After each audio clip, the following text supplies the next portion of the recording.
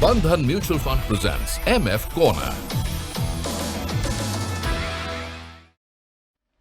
Hello and welcome. You're tuned into Mutual Fund Corner YouTube edition. On the show today, we have Varun Fatehpuria, founder and CEO of Daulat Finvest Private Limited. Varun, thank you so much for joining us. And you always provide solutions to the viewers in terms to where to invest and what different categories mean. So let's talk about one category that is solution-based, that is solution-oriented funds. What are some of the solutions that fund managers can cater to? What exactly does this category plan to achieve? So solution-oriented funds, Sonal, actually cater to an individual's two critical life goals today that we have. That could either be a children's education fund or that could be a retirement fund. These are the broader two category of investments that fall under the solution-oriented schemes in India today. But it's funny that actually these are nothing but just a wrapper that has been provided to a diversified equity fund.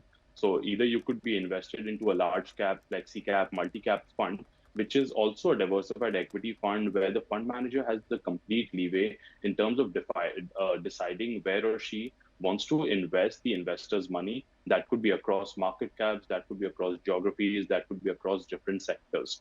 The only benefit of investing in a solution oriented fund compared to, let's say, any other diversified equity fund is that it comes with a mandatory lock-in period of 5 years. So that is the only difference that we have if you're investing in a solution-oriented scheme compared to, let's say, any other mutual fund. Okay, so the constituents are the same. They've just given a name in terms of whether it's for children's education or for anything else. So these are just the two solutions that the industry is talking about right now? Yeah, so these are broadly the only two schemes that we have today. But there are some variations if you with respect to, let's say, if you're looking at the retirement funds, depending on what one's risk appetite tends to be. So let's say that could be 100% equity portfolio for someone who's in their 20s or just wants to take that extra little bit of risk for a potential for higher capital appreciation over a period of time. But there also is a more conservative hybrid approach within the retirement schemes where a large proportion of the money is actually invested into more secure fixed income securities and the balance is invested into equity securities. So across the spectrum, you could look at a 100% equity portfolio, a more balanced portfolio, or a more hybrid portfolio. But these are the two schemes that we have today currently on the offering. And within retirement, you could have multiple options depending on what one's risk appetite tends to be and how much he or she is comfortable taking that risk depending on where he or she is in their life cycle. Get that. So why should one look at solution-oriented funds? One can just go to any other equity funds, right, which is diversified. As you said, it's wrapped around some of the themes. What do you suggest? Is it good if someone's looking at funding their kids' education, they should go for a solution-oriented fund?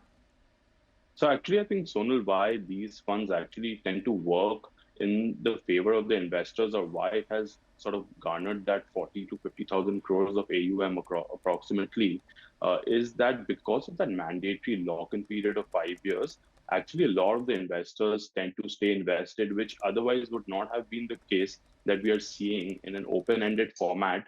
Depending on what the flavor of the season is, a lot of the retail investors actually tend to shuffle in and shuffle out of the funds without giving the fund manager the time to actually show the performance in totality. So this lock-in period actually tends to work in the benefit of a lot of investors because just by the virtue of being locked in, they actually tend to stay invested in a volatile equity asset class, which probably otherwise wouldn't have been the case if they would have invested just in any other open-ended mutual fund because of just the temptation to redeem the money and go into another high-performing fund from year to year.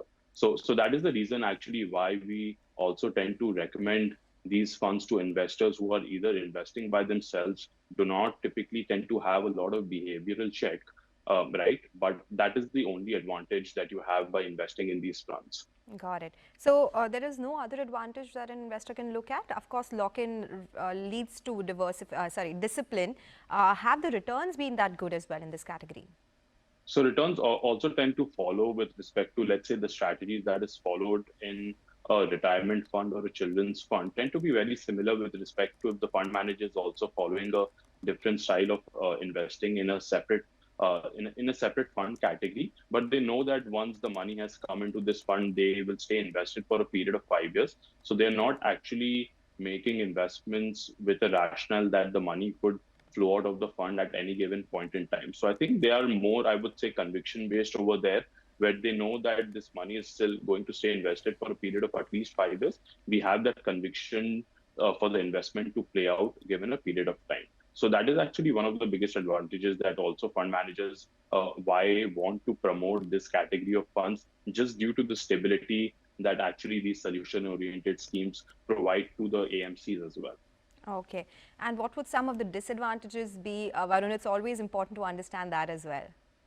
So I think obviously one of the biggest disadvantages, Sonal, by investing in just one single scheme is that 100% of your money is locked into that. So rather than putting all your eggs into one basket, if you have the discipline, if you have the knowledge and the know-how, you could probably do a lot better than putting just all of your investments into one scheme, and then probably spread that across, different market caps or sectors, depending on how you are viewing, or maybe if you're working with a wealth manager and advisor, they probably could have a lot more leeway in terms of structuring your portfolio better across different strategies, rather than putting all your investments into one of the schemes or one of the strategies or one of the style of investing. So that is one of the biggest disadvantages, where you do not have a lot of freedom. You're completely at the leeway of the fund manager. And even if you do not like the performance over, let's say, a 2 to 3 year period, you do not have any choice but to stay invested with that fund. Okay, all right. Thank you so much, Varun, for joining us and breaking this down for us. It was a pleasure speaking with you. Thank you, Sonal. Okay, all right. With that, we'll take your leave on Mutual Fund Corner. Stay tuned to CNBC TV 18. More news and updates will come up.